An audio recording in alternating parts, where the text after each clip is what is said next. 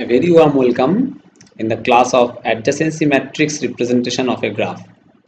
Myself Rupak Bhattacharjee, Assistant Professor, Department of Mathematics, GIS College of Engineering.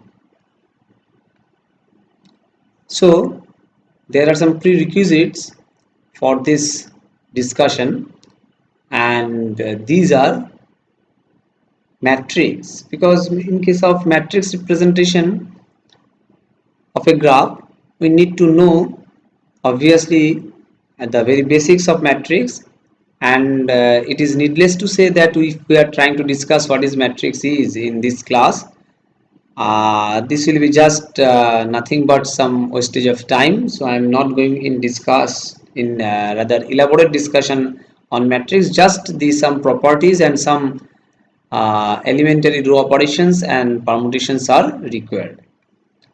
Now look at this. We have taken one graph, and in this graph there are vertices, and these vertices are denoted by the numbers 1, 2, 3 and 4, and the edges are here denoted by E1, then E2, E3, E4.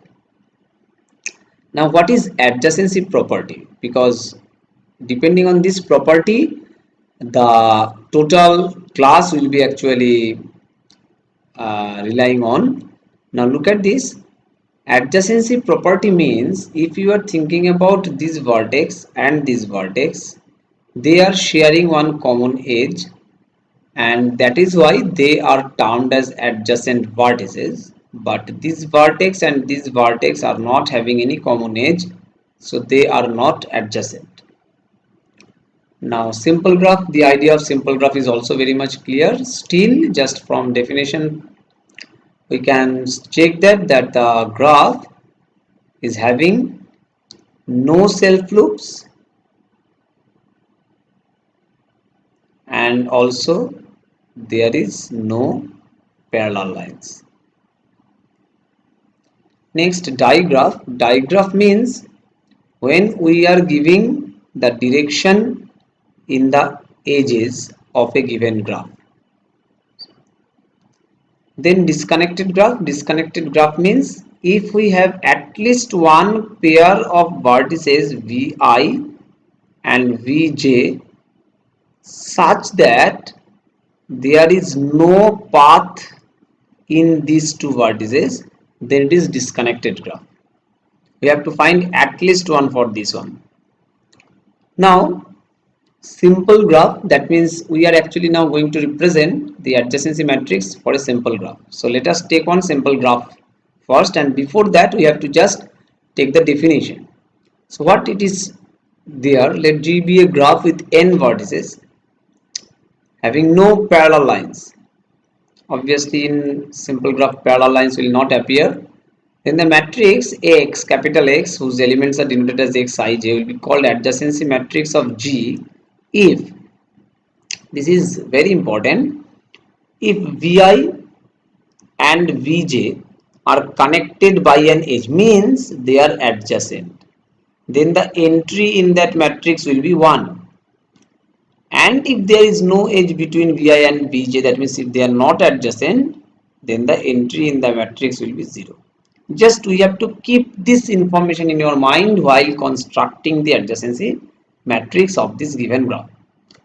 So let us take a graph. Before going into the matrix, let us check this vertex A. This vertex A is adjacent with E, D, C, B, F, but not with G.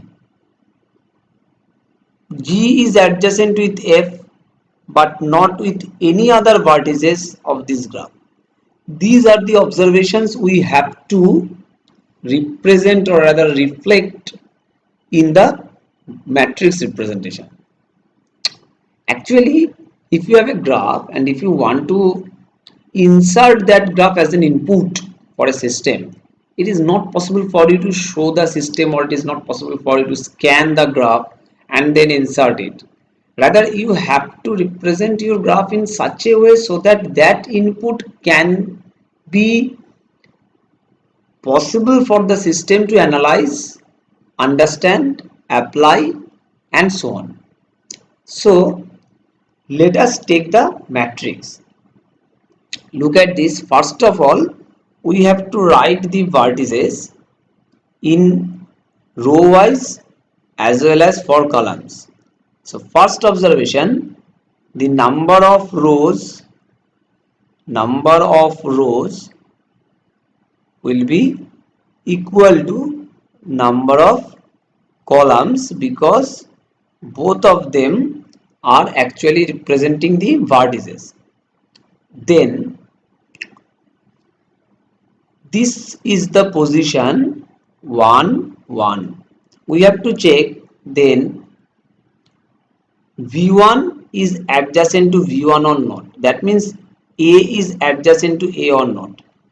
A is always with A connected, but there is no edge in this, because if we want some edge we need some self loop over here, but there is no self loop also present because now we are actually considering simple graph.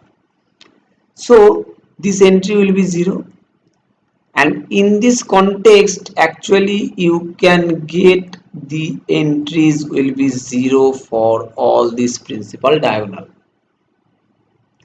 Now this is your 1 2 position, that means AB position. Now A and B, they are adjacent, so it is 1.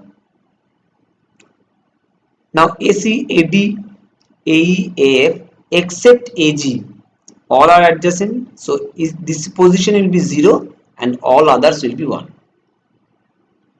Now if A and B are adjacent in this simple graph, then B and A are also adjacent. So what you are getting in this row, you are going to get the same thing in the column. 0 1 1 1 1 1 0. So 0 1 1 1 1 1 0. In this pattern you can construct all the entries, you can construct this also, but as you have observed this property, you can just make this matrix just distributed by principal diagonal, put the entries of the principal diagonal and put these entries over here, and just this will be the image form over this in the transpose position. So in this way this matrix is generated for this simple graph as an adjacency matrix. Now we move in the next part. But there is a question that if there is a self loop at a vertex like this A, so if there is a self loop, that means if there is one, then this one indicates that there is a self loop. But there is a very important thing to observe. Adjacency matrix gives us various informations, like if you just add them 1 2 3 4 5, you get the degree of the vertex A. Look at this, the degree of the vertex is this. Now if you go for G, the degree of G is 1. You go for this particular row, you will get 1. So in case of self loop, if you are writing 1, then the degree will be, suppose there is a self loop in C, then the degree of the C will be 3. But here in CC position, if you write 1 and if you sum them, you will get, instead of 1 it will be 2, but the degree is 3. So here if you write 1, it is your logic to establish the adjacency matrix, that 1 plus 1 into 2 if this is in principal diagonal position. Clear? Okay, now we move to the directed graph, and the directed graph for constructing the adjacency matrix, we have to follow this rule. This is little bit different from the previous one, so please try to understand this one. Xij will be 1 if there is an edge directed from Vi 2 Vj. So from A to B, if there is a direction, it will be 1. From B to A, there is no direction, it will be 0.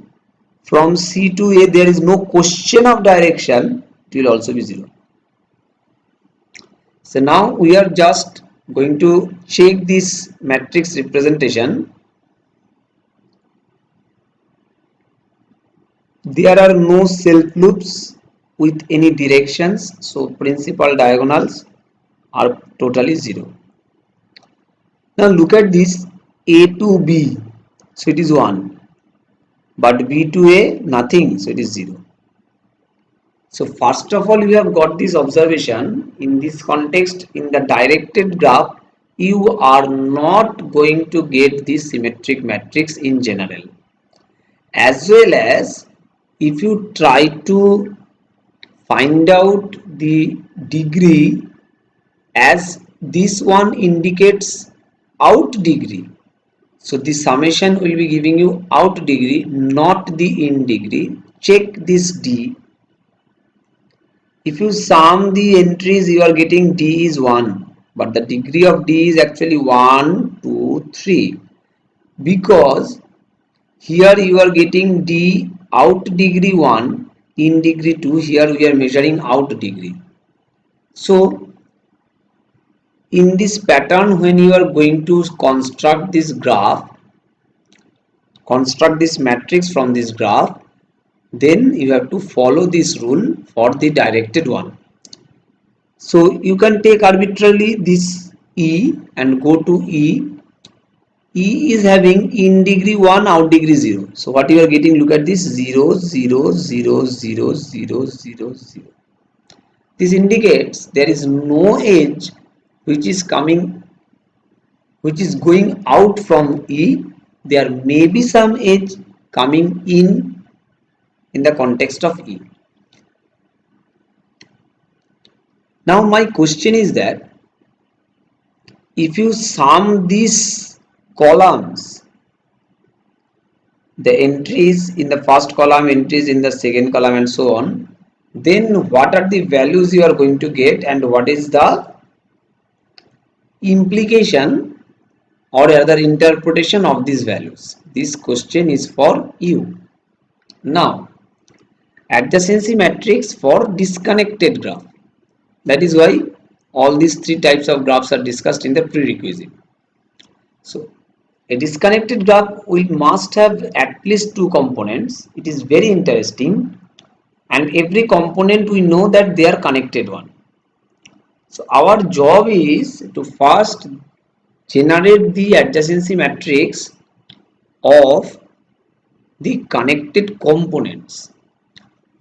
Look at this. This gives us that if G1 is a component of G and G2 is another component of G, then the adjacency matrix of this disconnected graph XG will be in a block diagonal form of this one, XG1 null matrix XG2. This is not 0, basically this is a notation. This indicates that all these entries will be 0 here to match up the order of XG1 and XG2. So let us check. This is known to us. So this is our first component I1, and we can construct the adjacency matrix of I1 like this: A, B, C, D. All these vertices are written, and check for one, that is suppose D, and this D is having one connection with C. So DC will be 1 and the remaining R will be 0. Similarly, if we go for the next component, we know that this is the adjacency matrix of disconnected graph. We are taking this component as the second component, like it is I2. We can find out the adjacency matrix of XI2 like this. You can check this F. F is connected with all this E, G and H. So look at this, F is connected with E, G and H. Now after generating xg1 in the last page and xg2, here we are denoting at I1, I2, we get these two adjacency matrices. Now I have introduced the previous graph, means our first component I1 and this is our second component I2, and now this xg, that means this is our g, this is our g containing both of them, this disconnected graph. Look at the block diagonal structure. So this is 1 2 3 4 and 1 2 3 4. So this is the thing you have to observe.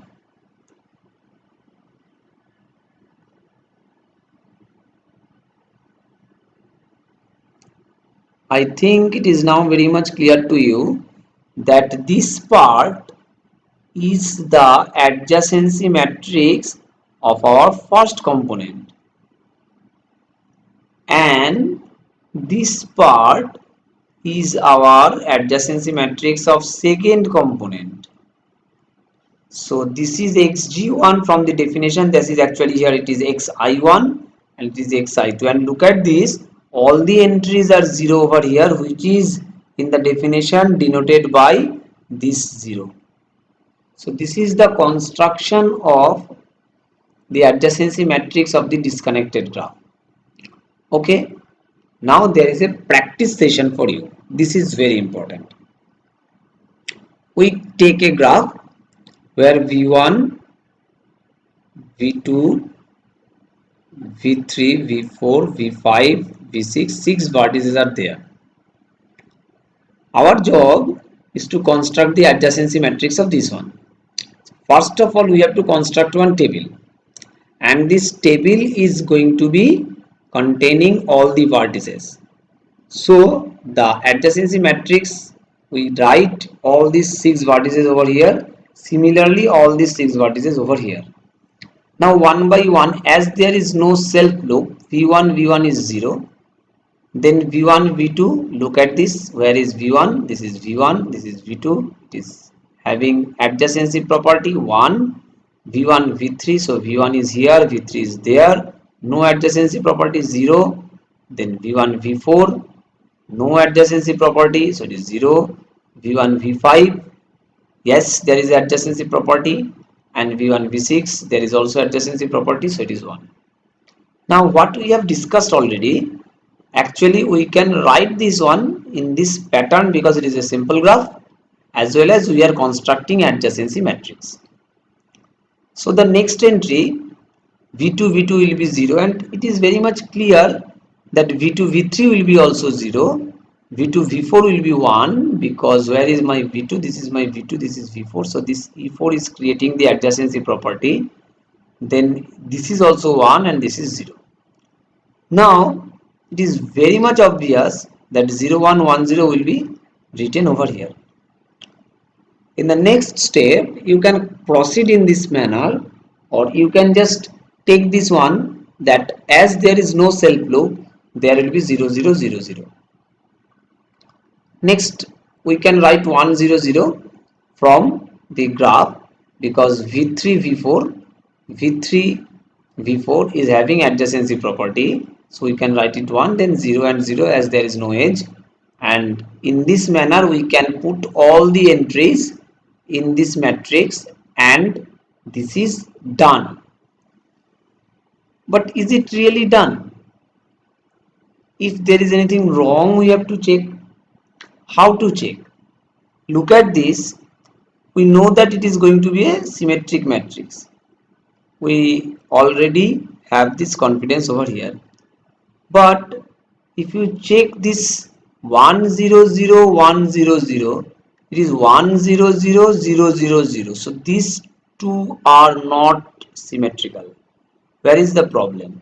So let us check. This 1 will not be there because v4 and v6, this v4 v6, this is 1. So now look at this one, if I write it as 0, then we get this particular structure as symmetric, or we make this mistake over here that we have made this one as symmetric, but is it following the adjacency matrix of this graph? This is the question. We made it symmetric, but v4 v6 is having adjacency property, So it is not only the context that you have to make it symmetric, you have to make it symmetric as well as it is going to be the reflection of the adjacency matrix of this graph. So if you take this one V6, V6 is having degree 2, but if you sum them up then it is 1. But when it was 1, it is having degree 2, and but from this point of view it is not 1. So actually V4 V6, that is V4 V6, sorry, not this one, V4 V6 has to be 1, and V6 V4, this one is also going to be 1, then it will be the correct thing. Now we are entering in the second part of this discussion, which is actually the reverse engineering. That means we are trying to find out the graph from a given adjacency matrix. So this is our adjacency matrix. Yes, you have identified it perfectly, that I have taken the same matrix what we have generated in the construction of the matrix from the graph. So what is the rule? How many bodies are there? A, B, C, D, E, F, G, H. So you have to initially just construct this one. Then you have to follow this. 0 means there is no self loop. This AB means this is connected. Then AC, this is connected. Then AD, this is connected. Then AE, this is connected. Then AF, it is connected. A, B, C, D, E, F, G. Oh, there is no such vertex. So there are 1, 2, 3, 4, 5, 6, 7. A, B, C, D, E, F, G. So all these are connected. Now this B, there is no need to check this one because this is symmetric. So this reflection and this reflection will be same. Now B is connected to F. So if this is my A, B, C, D, E, F, G. So this B is connected to F. So I have to connect them in this pattern. Look at this. This is not at all any intersection, because in graph theory we know that if this is a vertex, this is a vertex, and if this is a vertex, this is a vertex, then this is not a vertex because this is not having identified any name. This is this graph and this graph is same. Okay, so in this manner you can draw. For C there is no other connection, in D there is no other connection, in E there is no other connection, but in F there is a connection between F and G. So your job is done. So let us check. We got this graph as we got it in the first part.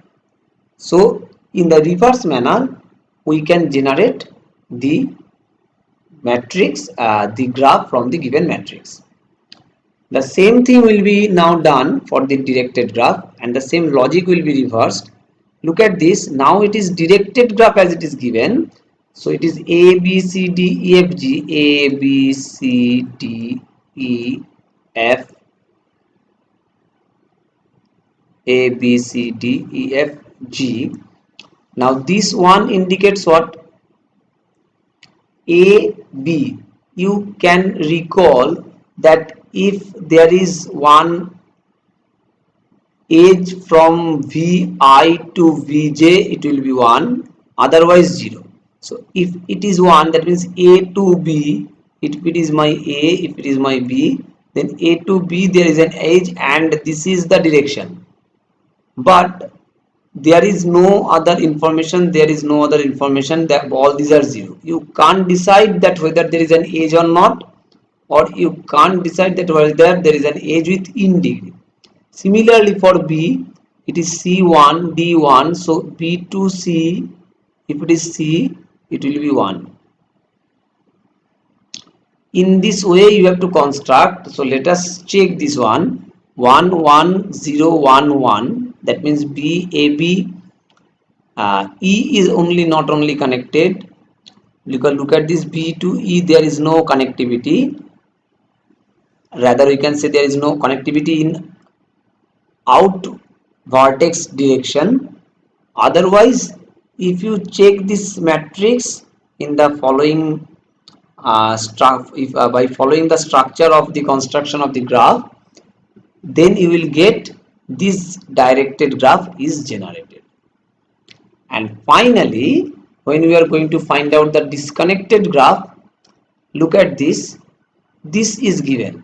Before going into any step, you have to identify that there is one block which is totally 0 and there is another block which is totally 0. As you got this one identified in prior, you can say that this is going to be a disconnected graph. But if you are not able to, then also no problem will be there. 8 vertices are there. 1 2 3 4 5 6 7 8. You will see that when you consider A B C D E F G H, you will see that in all cases A B C D, A with E F G H no relationship, B with E F G H no relationship, C with E F G H no relationship, D with E F G H no relationship. That means there is no relationship going from ABCD segment to EFGH segment. It gives us the signal that it is going to be a disconnected graph. So this is the first part, this is the second part. So in general, these two together with actually give you the disconnected graph for this matrix. So I have taken the reference from these parts. So we are trying to now draw a graph from its adjacency matrix, and we are writing in this Sewage platform the matrix like this one. So we have taken one matrix A and it is represented in this form. So let us try to see the matrix first. So we have to print the matrix A, and we are getting it as the matrix is 0 1 0 1, then 1 0 1 1, 0 1 0 1 and 1 1 1 1, and it is symmetric one. So this can be treated as the adjacency matrix of a given graph. So now we are trying to see that what type of graph actually we can get from this adjacency matrix. So let us give the name of the graph G. We are denoting it as the graph of A, and then we are actually trying to see the graph. Let us see what is happening for this one, and we got a graph. It's a nice one, and it is 0 1 2 3 because this platform starts from the vertex numbering as 0. So it is we are getting that if we consider that view 0 at the vertex, then first vertex, second vertex and third vertex, we are getting this one. Now look at this, there is a self loop. So in the 3, that means fourth vertex, look at this in the principal diagonal, here it is 1. So now if I want to make the number of self loops here, suppose 1 to 2, then we have to make it we have to make this one is 2. I have to change it in my input, so this is my input, so I have made it 2. So now if I want to print it, the corresponding matrix is changed, and now I want to see the graph, and it is coming, it is nice. We can just make one more